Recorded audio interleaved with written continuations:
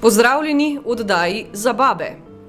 Poznate Milo Kačič, Almo Karlin, Zofko Kveder, Miro Mihelič, Marijo Nablocko, Lili Novi, Ljubo Prener, Angelo Vode? Knjiga Pozabljena polovica, ki sta jo izdali založbi Sazu in Tuma, predstavlja biografije 129 Slovenk iz 19. in 20. stoletja, ki so presegle okvire zasebnega in se dejavno vključile v javno življenje, a so bile zaradi svojega spola prezrte. Knjiga na 600 straneh predstavlja vplivne ženske, ki so s svojim prispevkom doprinesle k drugačnemu pogledu, ne le na ženske, pač pa tudi na področja, na katerih so delovale, pa naj si bo to umetnost, šolstvo, družboslovje ali pa politika. Zbornik skozi osebne zgodbe dokumentira način vstopanja žensk v javni in politični prostor, ustanavljanje prvih ženskih društev, borbo za emancipacijo žensk, za volilno pravico. Osebne usode teh žensk nam veliko povedo o splošnem položaju žensk in duhu časa v Sloveniji v določenem zgodovinskem obdobju.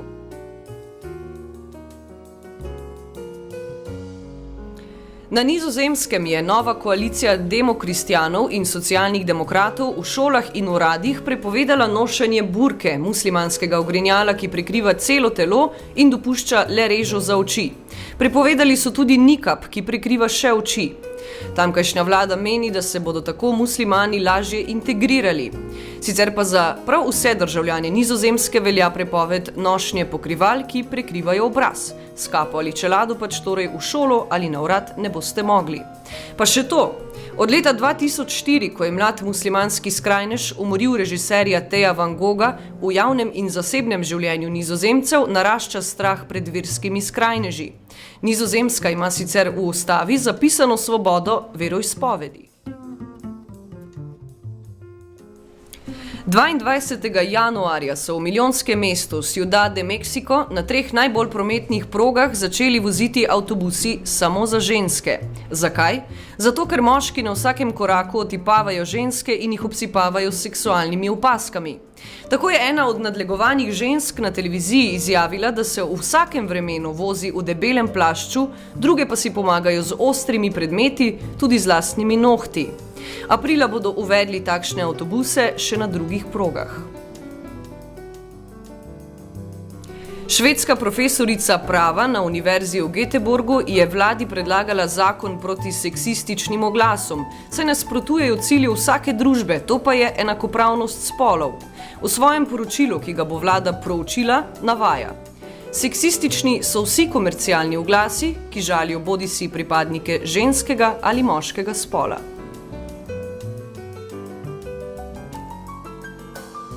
Raziskovalni projekt profesorja psihologije na eni od ameriških univerz je pokazal, da moški šovinistični humor ni nedolžna zadeva. Podcenjujoči humor ima tako negativne socialne posledice, izkazalo se je namreč, da so moški, ki so bolj izpostavljeni seksističnemu humorju, manj pripravljeni pomagati ženskam in so bolj diskriminatorno nastrojeni.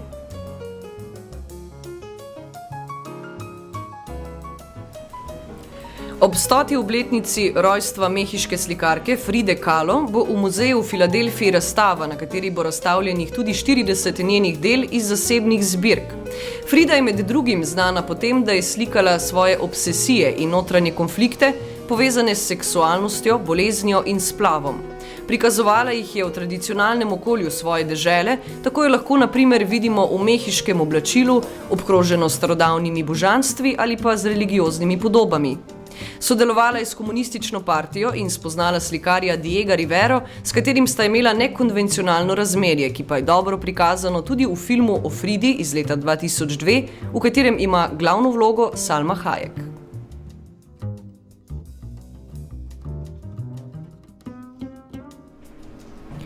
Istospolno usmerjeni vzgojiteljici francosko sodišče ni dovolilo posvojiti otroka, zato se je obrnila na Evropsko sodišče za človekove pravice. Ker francoski zakon sicer dovoljuje posvojitve samskim ženskam, so francoska sodišča tožnico zaradi spolne usmerjenosti obravnavala diskriminatorno.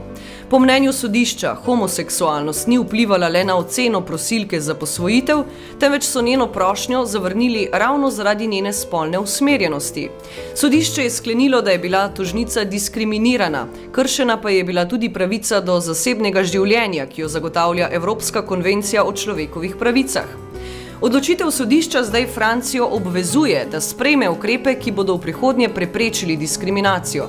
Odločitev bo za tega del bržkone vplivala tudi na druge primere samskih, homoseksualnih oseb in homoseksualnih parov v Evropi, ki bi radi posvojili otroka.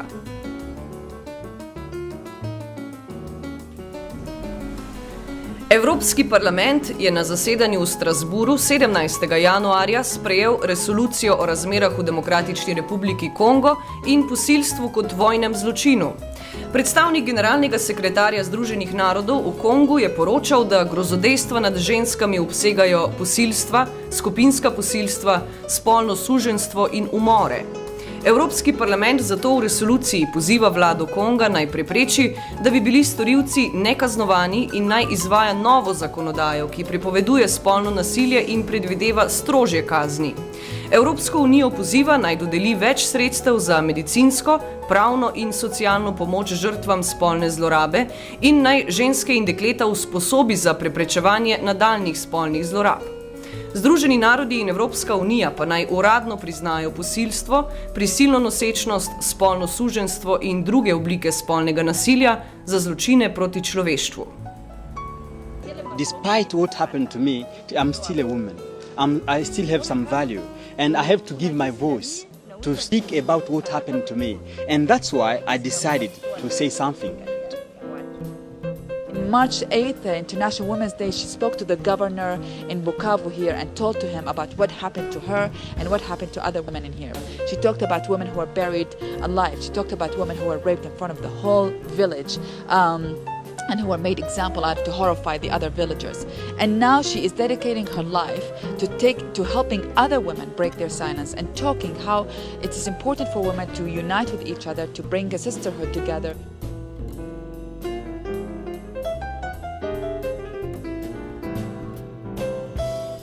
To je bila oddaja Za babe.